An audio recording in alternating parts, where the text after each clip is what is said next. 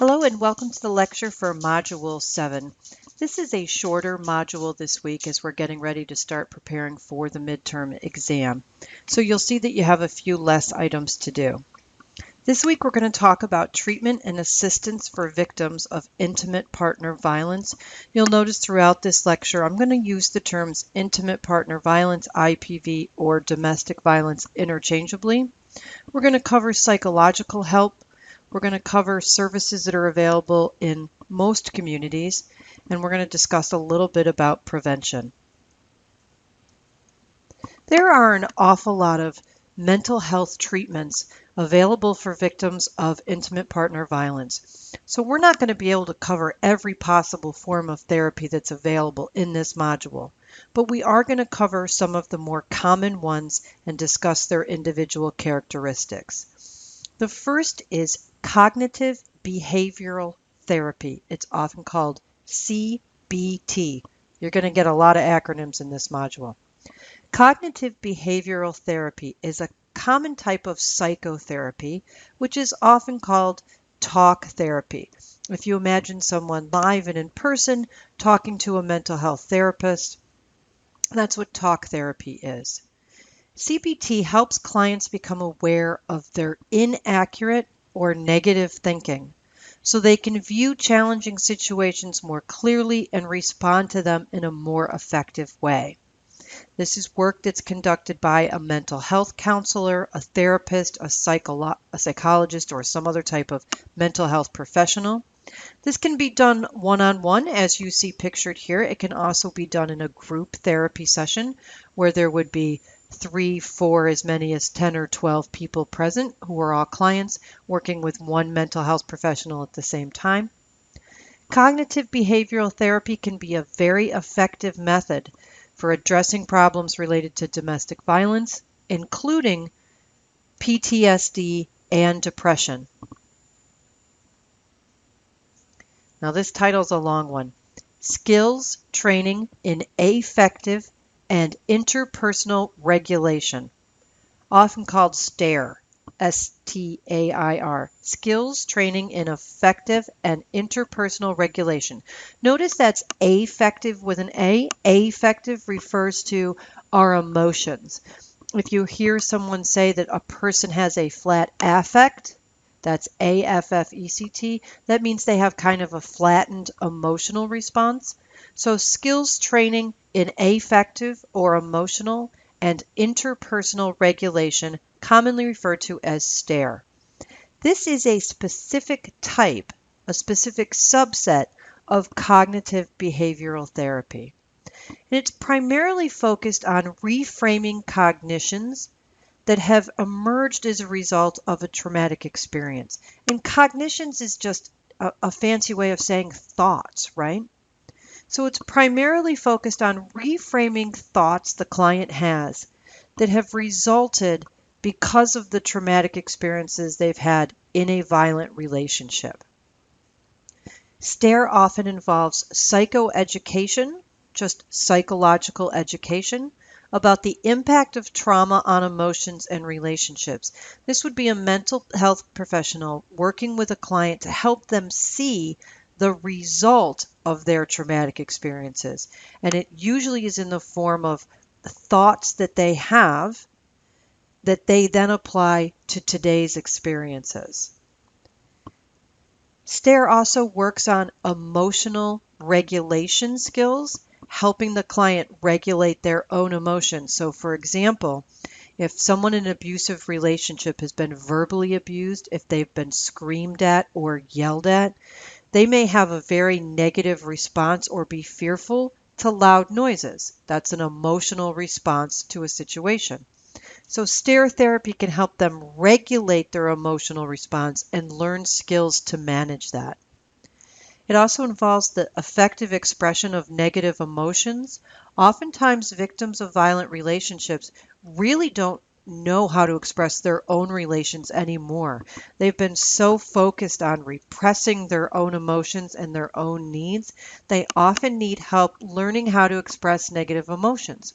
For example, that it's perfectly human and okay to be angry or frustrated or annoyed or sad, but there's an appropriate way to express these emotions. Not on one extreme to shove them all down and pretend they don't exist, and not on the other extreme to be constantly in this very high emotional and agitated state, but to learn how to be emotionally regulated and find an effective way to express their own negative emotions. And it also works on interpersonal skills related to appropriate levels of assertiveness. So again, oftentimes people who've been the victim of an emotionally abusive relationship don't know how to properly express their own emotions in a socially acceptable way. So interpersonal skills related to appropriate assertiveness helps clients learn how to stand up for themselves in an appropriate way. So for example, if you need or want something from a relationship, it's working on how to express that to their partner verbally without screaming or yelling or pretending they don't need anything and never saying anything at all. So those are all aspects of skills training in affective and interpersonal regulation, otherwise known as STAIR, which is a specific type or subset of cognitive behavioral therapy. Cognitive processing therapy, or CPT, is a different form of therapy. It's been determined to be very effective treatment for reducing symptoms of post-traumatic stress disorder and depression following an abusive relationship, even if that abusive relationship included physical and/or sexual assault. So CPT, cognitive processing therapy, focuses on the mental health professional teaching the client about post-traumatic stress disorder and what the symptoms are, discussing and helping the client learn about the effect of traumatic events, that a traumatic event that happened during an abusive relationship 5 years ago still lives in the client's memories and impacts how they act today. Connections between trauma-related thoughts, feelings, and behaviors. Helping the client remember the traumatic events and experience the emotions associated with it in a really safe and supportive way. Helping the client challenge maladaptive or negative thoughts about the trauma. For example, we've talked a lot this semester about victims frequently think the violence that occurred in the relationship is their fault, that their partner abused them financially by keeping track of every penny they spent and putting an adult person on an allowance because they're irresponsible with money. That's how they start to internalize that abuse, is feeling it's their fault. So a therapist using cognitive processing therapy can challenge those thoughts and can say, why do you think you're not good with money? What makes you believe that about yourself? Why do you feel that you don't deserve a partner who's loving and caring? How has the trauma that you've received, how has it impacted your thoughts about yourself and your own self-esteem, and challenging that and helping the client rebuild their feelings of self-worth and self-esteem. Cognitive processing therapy also helps reduce negative thinking patterns and gives the client motivation to learn new, healthier ways of thinking. So the therapist would help the client learn that every time that thought pops into their head that I'm ugly or I'm fat or I'm worthless or I don't deserve anyone who loves me or I'm terrible with money or I'll never be successful, to instantly learn skills to challenge those negative thinking patterns, to recognize where they come from and that they are a natural result of a traumatic or violent relationship, and then helping them learn new, healthier ways of thinking about themselves, their relationships, and the world around them. EMDR is the acronym for eye movement desensitization reprocessing. Wow, we've got a lot of long terms with some crazy acronyms this week. Eye movement desensitization reprocessing. You almost always hear it referred to as EMDR. This is a very new and innovative type of therapy. The most important thing to note about it right from the beginning is this is not talk therapy. EMDR does not involve a therapist or a psychologist helping a client talk through in detail their experiences, their feelings, and how they've been impacted by trauma. Rather, EMDR is a new method of treatment for people who've experienced trauma, including those who've been the victim in a violent relationship. EMDR is a multi-step process that culminates in a client actively remembering a traumatic event while the therapist assists in reprogramming the client's memories. So this is a layperson's description. I'm not a psychologist, but this is a layperson's description about how this works. If you imagine your brain is like a computer, and we all know that you think you've deleted something and you've deleted it and then you can still find it, or you didn't delete something but you still can't find it. We have all these files and folders, and it can be really hard to keep track of things because we forget what we named them or we forget where we put them.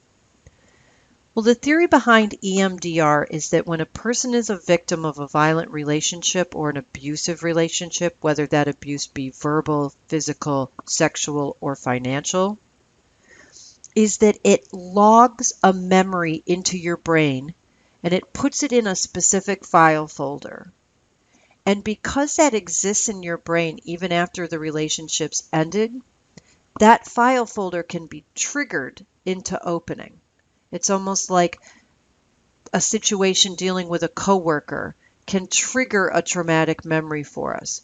Or if we smell a certain smell, or if it's dark, or we're frightened, it triggers the client into feeling all those terrible emotions and sadness and anxiety as if it were happening today, even if the relationship ended days, months, or years ago. And EMDR is a very interesting technique that allows the therapist to have the client sit quietly and recall one of these memories. Really think about and pretend they're actually in that violent situation or that abusive situation, and it helps them get rid of that file folder. So that's a layperson's explanation. The psychological explanation for it is a little bit beyond my expertise, but it's helpful to think of it as finding that file folder of memories within your brain and getting rid of it or relabeling it and turning it into something more positive. So you're going to learn more about EMDR in our article this week. So that's just a summary of some of the kinds of treatments. You have an article where you're going to read a little bit in more detail about how mental health professionals assess victims of intimate partner violence, different types of treatment that are available, including the few that we discussed here and a couple more. And the article also discusses best practices for mental health care practitioners in how to work specifically with victims of domestic violence, because as you know, they suffer a very specific type of trauma and often come to therapy with a variety of needs. So the article discusses best practices for therapists in talking to those clients.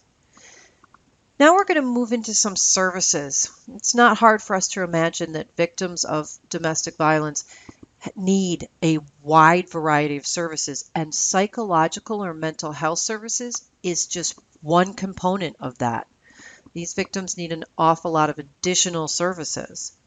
For example, they may need legal help and getting an order of protection. We discussed that last week, how difficult it can be to know the right court to go to, what they need to bring, how to fill out petitions, having to deal with the offender while they're in court at multiple court appearances, learning about what happens at a court appearance, what they can expect, having to be informed that court appearances can be delayed, and you may work yourself up to going to a court appearance and getting the courage to do that only to have it adjourned or delayed for another week or more. And witness assistance. If a domestic violence victim has to testify in court, they're going to need somebody who can really advocate for them and help them through that process.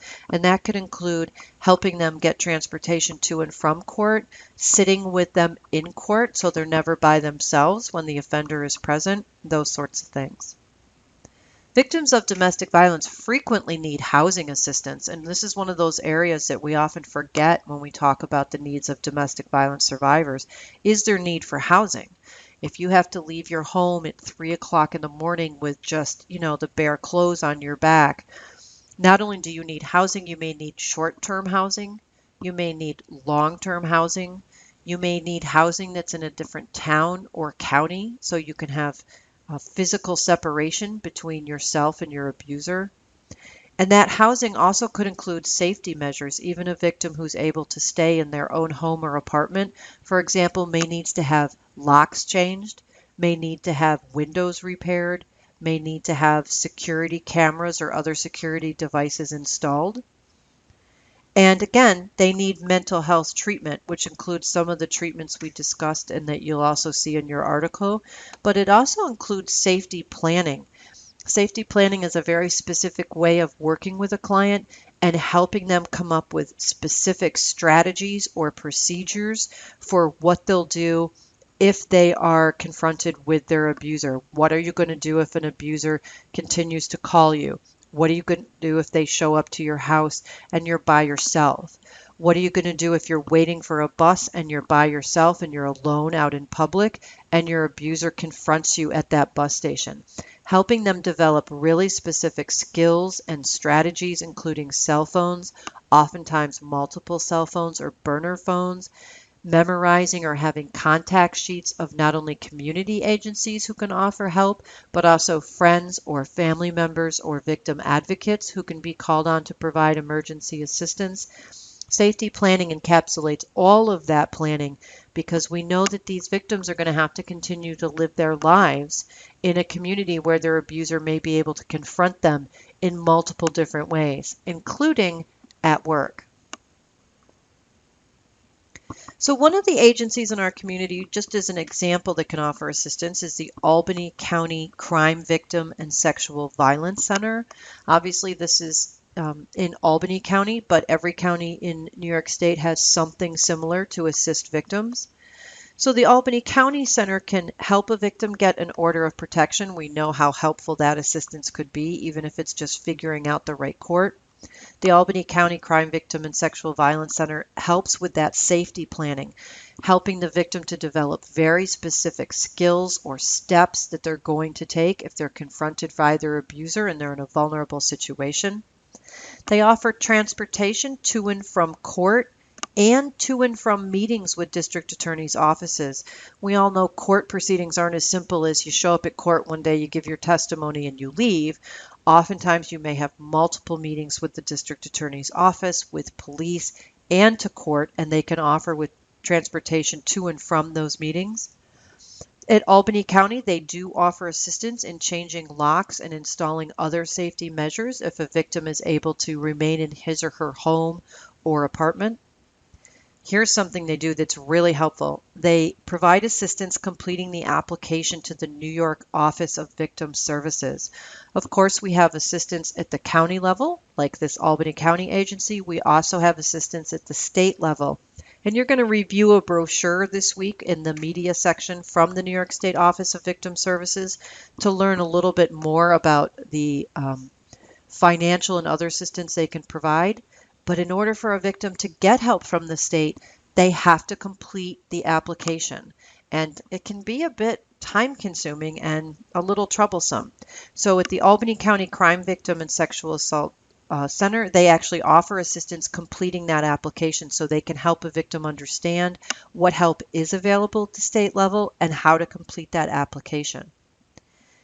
We didn't talk too much about this so far this semester because we don't spend too much time on criminal proceedings, but if an offender is charged with a crime if they are convicted of a crime or plead guilty to a crime related to intimate partner violence, the victim may have an opportunity to provide a victim impact statement in court. I'm sure you've seen those done. If not live, then you've seen them in movies and on different shows that stream about criminal proceedings, where a victim's given an opportunity to state in court how their abuser has impacted their life. And the center in Albany helps them create that victim impact statement. The center also assists with VINE notification. We're going to talk about VINE notification in just a second. And they can also help the victim obtain short-term confidential counseling. Now, we know from our experience in our course that victims of intimate partner violence really need long-term counseling, but the Albany County Crime Victim and Sexual Violence Center can at least help victims get some short-term, immediate counseling. And again, different centers, depending on where they are and the size of their community, can offer different services. I just offered Albany County to you so you could see an example of the services this type of agency provides. The Victim Information and Notification Every Day, kind of an odd name, Victim Information and Notification Every Day, is almost always referred to the VINE system by its acronym, the VINE system. This is what the VINE system does. First, a crime victim, including victims of intimate partner violence, has to register with the VINE system. And what the VINE system is it's an electronic database, essentially, that notifies a victim if their offender is released from jail or prison, if they abscond or break out of jail, prison, or some sort of community correction program, or if their offender is paroled from a correctional facility. The system notifies them that that's happening. So you can imagine how important this is to a victim. We know that just because someone goes to jail or to prison or they're in some sort of community program, it doesn't necessarily mean they're going to be there forever. In fact, they're probably going to be there for a term of months or years, and that it's really important the victim know that that offender is being released, that they've taken off or AWOL'd from that facility, or they're being paroled.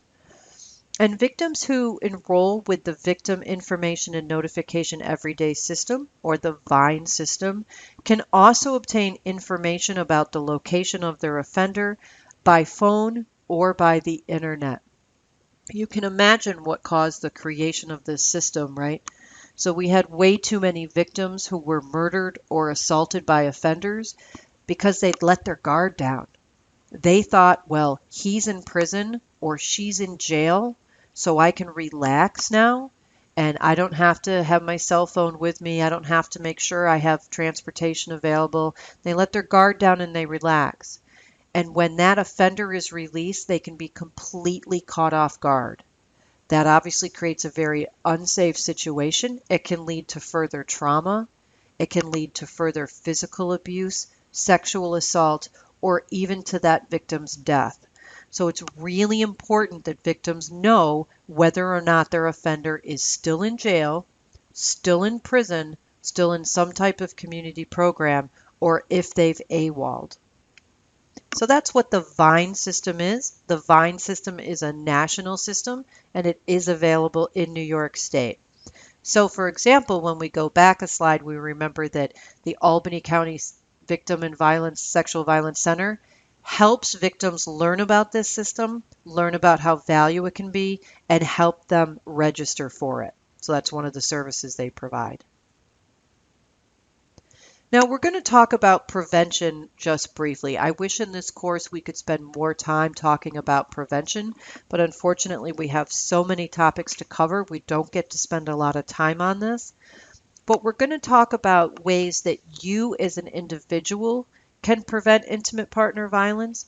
And we're also going to talk about national efforts and what can be done on a national level to prevent intimate partner violence. So first, let's focus on you. And this doesn't mean you as a criminal justice student. This just means you as a person, just you as a member of your general community. So domesticshelters.org, which is a great website, has published 10 ways individuals, any person, me, you, your cousin, your family member, your spouse, your neighbor. 10 ways in which anyone can help prevent domestic violence. First is to know the warning signs. Hopefully, you knew some of the warning signs before you took this course, and I really hope the first half of the semester has really increased your knowledge about the warning signs of intimate partner violence. We can't help prevent it, we can't help people be safe if we don't even know what to look for. Second, of course, is not to ignore it. Too often we've been raised to be, very polite and social creatures, and that, don't pay any attention to that. That's none of your business, or that's private, or that's not for you to interfere with. And we really don't want people to feel that way. We don't want people to ignore it. Number 3 is to be a non-judgmental ally. You're going to see in this week's video in our media section how a police officer's response to an intimate partner violence victim, how important that response is, and how meaningful and uplifting and affirming it can be for a police officer to say just a few kind words in a non-judgmental way to a victim. And you'll hear from victims themselves talk about what just a few kind words from a non-judgmental ally means to them. Fourth is to be available. As we talked about, domestic violence victims need all sorts of services and help. It could mean, helping someone get legal advice. It could be just available to give a ride to someone to or from court or to a service, to be available on the phone, to just let the person talk. We don't need to be mental health professionals to just be an ally and let someone talk to us and just listen and be sympathetic. Number 5 is to know the contact information for help, for DV shelters and other services. These things change, right? Even if you memorize phone numbers or you know what's available in your community, that may change from month to month. Domestic violence shelters can be closed, sometimes with little warning. They can lose their funding. So it's really important for us as allies to know what help is available and to make sure our knowledge is accurate. So if we're telling someone you can get help from this domestic violence center and this is how you get it, we got to make sure that our stuff is on point, right? That we know what we're talking about and that that information is timely. Number 6 is just to check in regularly. We know that oftentimes when we have senior citizens who are living alone or are very lonely or not getting a lot of social interaction, it's really important to just check in on them, right? Doesn't have to be anything fancy. How are you doing? Do you need anything? Did you eat today? Well, those sorts of check-ins are just as important for those who've left violent relationships, right? Or those who are still in them. Are you doing okay? Is there anything I can do for you? Did you eat today? Did you get a shower today? Do you have gas in your car? Just that sort of thing. Just letting somebody know, hey, I'm here for you. I'm out here. I'm available, and I care about you. 7 is be a resource, and we've talked a lot, about how different ways you can be a resource. 8 is to write it down, and that seems kind of silly. Write it down. Write what down? Well, help the person who needs help keep track of things. Whether someone's still in a violent relationship or whether someone's left one, they've got all sorts of things coming at them at the same time. Their housing appointment, the locksmith appointment, the appointment with the district attorney's office, the appointment with the victim advocate. They've got to remember they have to go to their counseling session. They're trying to keep track of 100 different things, and just helping them keep track of things is helpful. Help them, write all their stuff down for them. Help them keep like a daily journal or a schedule or a calendar, and then you keep those dates too and remind them about it. Just help them remember things. And 10, this is important, we don't talk about this too much, is refusing to spend your money on games, movies, advertisers, or anything that glorifies violence against intimate partners. It's really important that we speak with our pocket, with our money, right? And if you see that a particular advertiser or company or movie or movie star is, glorifying domestic violence, it's really important that we don't contribute our money to that, right? And I'm not talking about cancel culture. You know, that word gets thrown around a lot lately. I'm not suggesting that anyone should lose their job or anything like that, but it's just really looking at the products we buy and the media we support and really keeping in mind that we don't want to help people make money who are glorifying domestic violence. Now we're going to switch to how domestic violence can be prevented on a national level. First would be creating prevention programs. This means we need to encourage our elected representatives, our officials, our agency heads, our nonprofit workers to fund promising programs.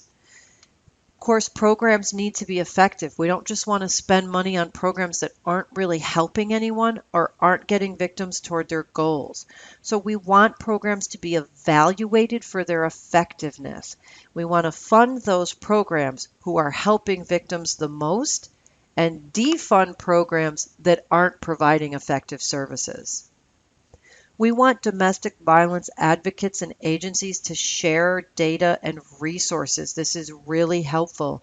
The nonprofit world is not largely funded by the government, right? They're relying on grants and fundraisers to provide services. So we really want to encourage domestic violence shelters and advocate groups to work together to share their resources and to share data.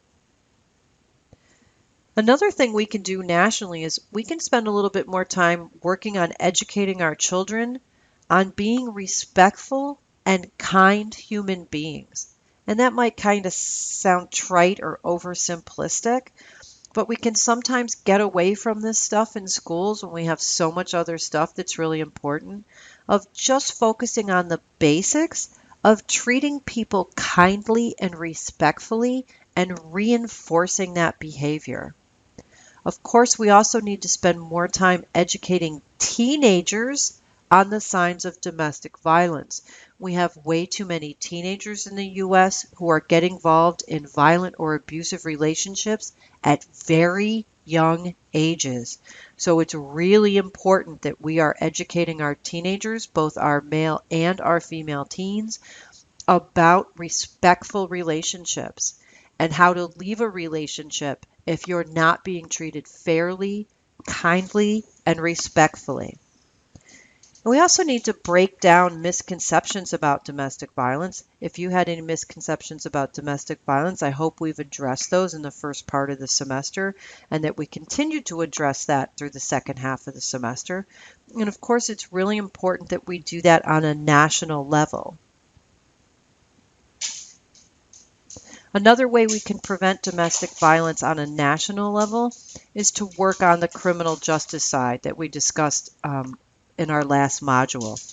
So penalties for domestic violence must be two things. They must be firm and they must be consistent. In order for penalties to be really effective for domestic violence abusers, those penalties must be firm and they must be consistent. This could include mandatory arrest of the primary aggressor. That's proven very effective where it's been used. So to take away a little bit of the police discretion we've talked about and require police officers to arrest the primary aggressor. Punishment for acts of domestic violence must be serious. This is a serious crime. Assaulting another human being, assaulting an intimate partner, sexual assault, stalking, harassment, burglary, these are serious crimes and they need to be treated that way, which means punishment for acts of domestic violence should include incarceration. Punishment for violating orders of protection must also be certain and severe. We talked in the last module about how an order of protection is actually a court order, and if you violate a court order, you can be found guilty of contempt or contempt of court. You can and should go to jail for contempt of court. That is a serious crime and it should be treated that way.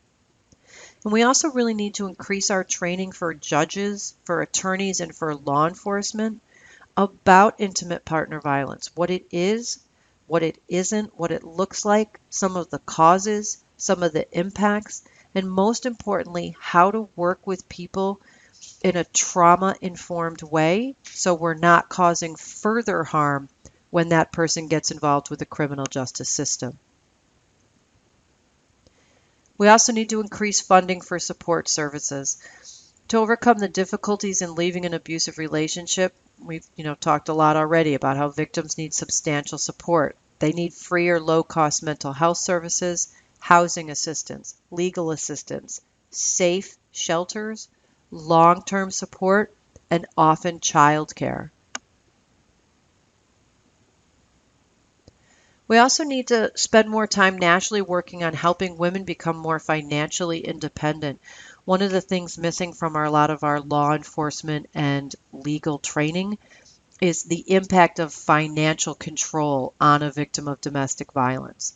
So if women become more financially independent nationally, this could be through gaining a higher education, relevant job training, earning a license or certificate, then victims who leave relationships or who are even still in violent relationships have the ability to be more financially independent. Financial instability is one of the primary reasons women cite for being unable to leave, that they can't afford their own housing, they can't afford their own car, they can't afford their own transportation, food, or medical care or insurance. So the way to combat this is to help women become more financially independent. Of course, having financial means doesn't solve solve our problems in some magic way, right? However, having economic resources, having money in a savings account, having a degree which will always allow a woman to get a job really does increase her options and her ability to leave a violent relationship when she's ready to do so. Okay, we're going to do some quick midterm exam reminders. Your midterm exam opens on Thursday, October 21st at 8 a.m. I'll provide you instructions on an announcement. It'll just be on the main menu. It'll open just like any one of your quizzes. So the exam opens Thursday, October 21st at 8 a.m. and closes on Friday, October 22nd, right before midnight. So you must, and I emphasize must, take the final exam between when it opens on Thursday and when it opens late Friday night. You can take it any time between them.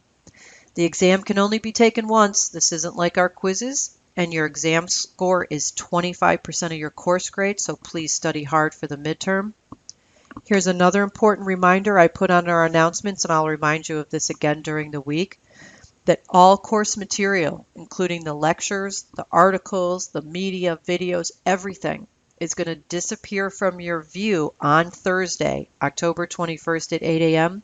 when the exam opens. So although you don't have to take the exam at 8 a.m. on Thursday, you're not going to be able to study the lectures, the articles, the videos, or anything else once the exam does open. You'll only have your textbook and your own notes, so just an important reminder there. I'm going to provide you a list of covered topics and some study suggestions before the exam. That'll be coming out later this week.